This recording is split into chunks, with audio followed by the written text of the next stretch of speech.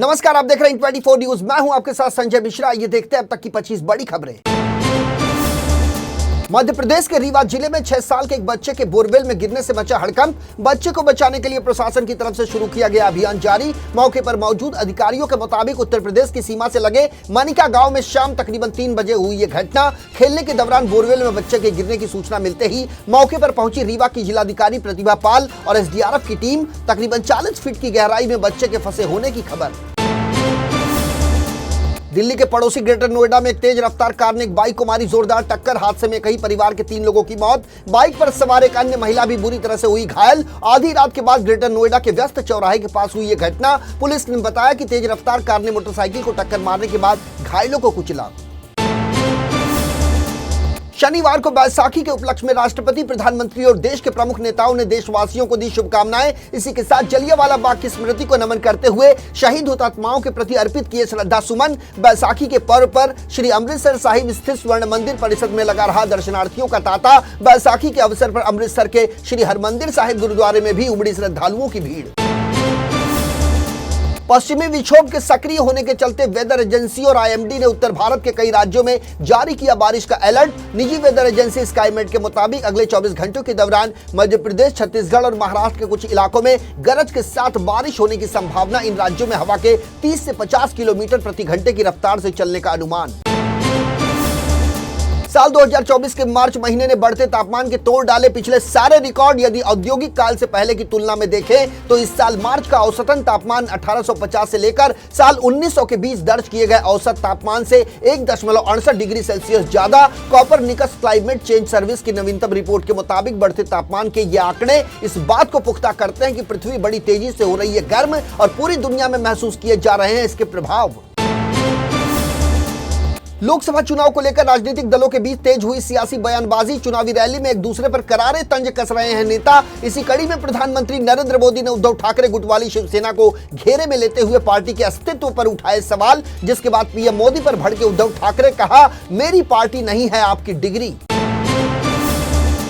बिहार में एक बार फिर से सुर्खियों में आए पूर्णिया सीट से निर्दलीय चुनाव लड़ने वाले पप्पू यादव। इस बार पप्पू यादव पर लगा है प्रशासनिक अधिकारियों को धमकाने का आरोप, जिसको लेकर निर्दलीय प्रत्याशी पप्पू यादव के खिलाफ दर्ज किया गया है आदर्श आचार संहिता उल्लंघन का मामला। दरअसल अर्जुन भवन स्थित निर्दलीय प्रत्याशी पप्पू यादव के कार्यालय में प्रचार वाहन को जब्त करने पहुंचे थे पूर्णिया के पूर्व सीओ और सह दंडाधिकारी संजीव कुमार शर्मा। कार्रवाई के दौरान उन्हें पप्पू यादव ने दी धमकी, कहा 26 अप्रैल के बाद दिखेगी दुश्मनी।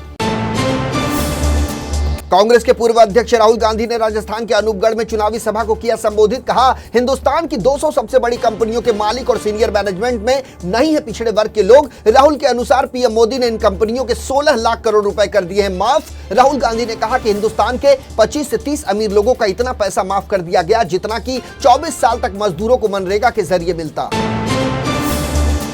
लोकसभा चुनाव के लिए 19 अप्रैल को होने वाली है पहले चरण की वोटिंग। इससे ठीक पहले एक नया सर्वे आया है सामने। सर्वे के मुताबिक भारत के मतदाताओं की मुख्य चिंता है बढ़ती बेरोजगारी और महंगाई। हालांकि प्रधानमंत्री नरेंद्र मोदी है एक मजबूत नेता और दुनिया में भारत के बढ़ते कद से लगातार तीसरी बार केंद्र में बनने जा रही है भारतीय जनता पार्टी की सरकार।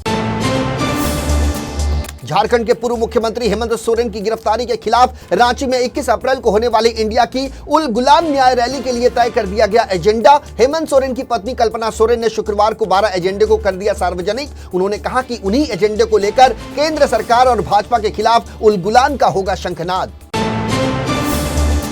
बिहार विधानसभा में नेता प्रतिपक्ष तेजस्वी यादव ने लोकसभा चुनाव के लिए जारी कर दिया आरजेडी का घोषणा पत्र। लालू यादव की पार्टी ने अपने घोषणा पत्र में जॉब और महिलाओं पर किया है सबसे ज्यादा फोकस। आरजेडी के चुनावी मैनिफेस्टो में तेजस्वी यादव ने की है 24 बड़ी घोषणाएं। कहा, अगर हमारी सरकार आएगी तो 15 अगस्त को पूरे देश में बेरोजगारों को देना शुरू करेंगे नौकरी। उन्होंने पूरे देश में की 1 करोड़ नौकरी देने की घोषणा।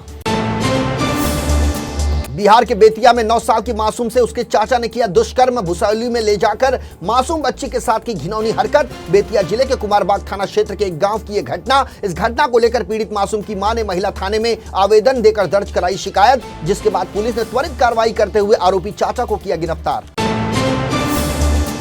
गुजरात के वीरमगाम में रहने वाले भारतीय नागरिक भद्रेश कुमार पटेल की अमेरिकी जांच एजेंसी एफबीआई पिछले 8 वर्षों से कर रही है तलाश। इसके साथ ही 10 सबसे ज्यादा वांछित भगोड़े आरोपियों में शामिल भद्रेश कुमार के बारे में सटीक जानकारी देने वालों को 2 लाख अमेरिकी डॉलर इनाम में देने की एफबीआई ने की है घोषणा। दरअसल भद्रेश कुमार पर साल 2015 में मेरीलैंड राज्य के हनोवर में डंकिन डोनट्स कॉफी शॉप के अंदर अपनी पत्नी की चाकू से हत्या करने का है गंभीर आरोप।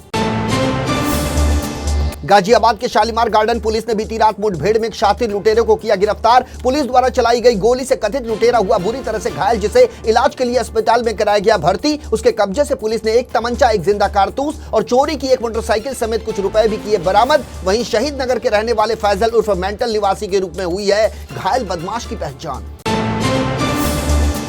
छत्तीसगढ़ की एसीबी टीम ने पूर्व आईपीएस अधिकारी अरुणपति त्रिपाठी को बिहार के गोपालगंज से किया गिरफ्तार। पुलिस के अनुसार वो जनवरी महीने से ही था फरार। गुप्त सूचना के आधार पर छत्तीसगढ़ पुलिस ने बिहार पुलिस की मदद से गोपालगंज के भोरे थाना क्षेत्र के सिसई गांव में की छापेमारी, जिसके बाद पकड़ में आया पूर्व आईपीएस अरुणपति त्रिपाठी।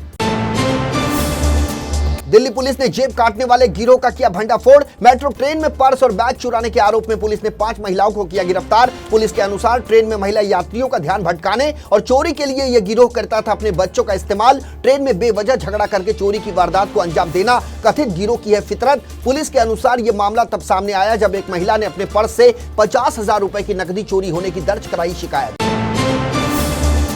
आईपीएल 2024 में चोट से उबरने के बाद चल निकला दिल्ली कैपिटल्स के कप्तान ऋषभ पंत का बल्ला। शुक्रवार को लखनऊ के इकाना स्टेडियम में पंत ने मेजबान लखनऊ सुपर जायंट्स के खिलाफ 24 बॉल पर खेली 41 रनों की आतिशी पारी। दरअसल आईपीएल के इतिहास में सबसे कम गेंद में 3000 रन पूरे करने वाले भारतीय बल्लेबाज बन गए हैं ऋषभ पंत। इस मामले में पंत ने यूसुफ पठान को भी छोड़ दिया है पीछे।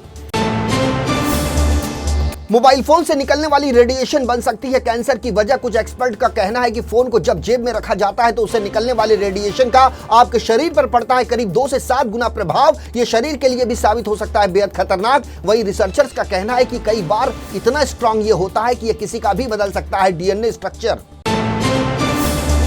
पूरी दुनिया के साथ साथ आर्थिक संकट से गुजर रहा है पाकिस्तान। पड़ोसी मुल्क में दिन प्रतिदिन मुश्किलों से घिरती जा रही है आम आदमी की जिंदगी। इसी बीच एक पाकिस्तानी व्यक्ति ने 11 अप्रैल को अपनी पत्नी और 7 बच्चों की कथित तौर पर कर दी कुल्हाड़ी से मारकर हत्या। स्थानीय पुलिस अधिकारियों के मुताबिक उस व्यक्ति ने अपने परिवार पर हमला इसलिए किया क्योंकि वो उन्हें खाना खिलाने में था असमर्थ।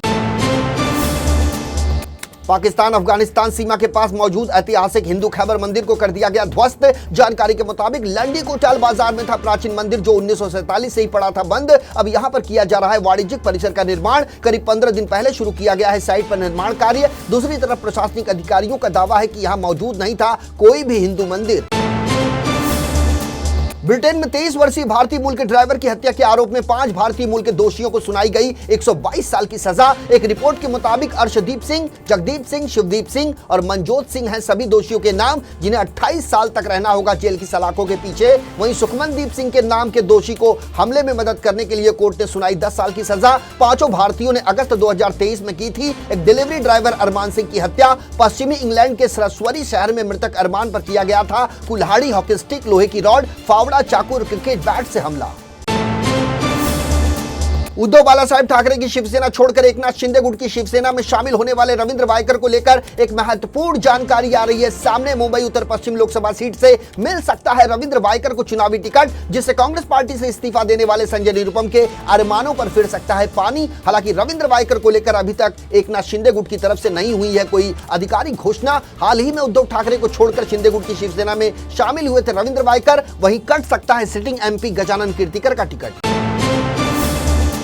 देश की आर्थिक राजधानी मुंबई से आया हैरान कर देने वाला मामला। यहां मोबाइल ऐप का लोन नहीं चुकाने पर महिलाओं की फोटो से छेड़छाड़ कर उनके रिश्तेदारों को भेजा गया। पिछले 24 घंटे में 3 महिलाएं हुई लोन के नाम पर उगाही का शिकार। हालांकि इन महिलाओं ने कभी नहीं लिया था मोबाइल ऐप से लोन। आरोपियों ने फोन कर कुछ मिनटों में लोन चुकाने की कही बात, लेकिन जब पीड़ित महिलाओं ने नहीं दिए पैसे तो तस्वीरों से छेड़छाड़ कर दी गई, तस्वीर वायरल।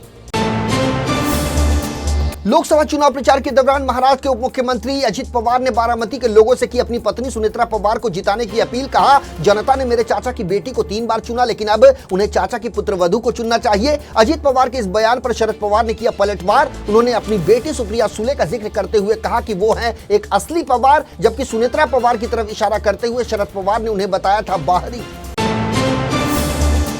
मुंबई में मानसून के दौरान परेशानी का सबब बनने वाले अंधेरी सबवे को डूबने से बचाने के लिए बीएमसी करेगी मोगरा नाले का मरम्मतीकरण। अंधेरी सबवे के पास रेलवे लाइन के नीचे बनने वाले नाले की चौड़ाई होगी 6 मीटर, जबकि 2.5 मीटर की होगी गहराई। जून महीने में नाला बनाने का टेंडर होगा जारी, जबकि अक्टूबर महीने से शुरू हो जाएगा काम। 3 साल बाद मुंबईकरों को जल जमाव से मिलेगा छुटकारा।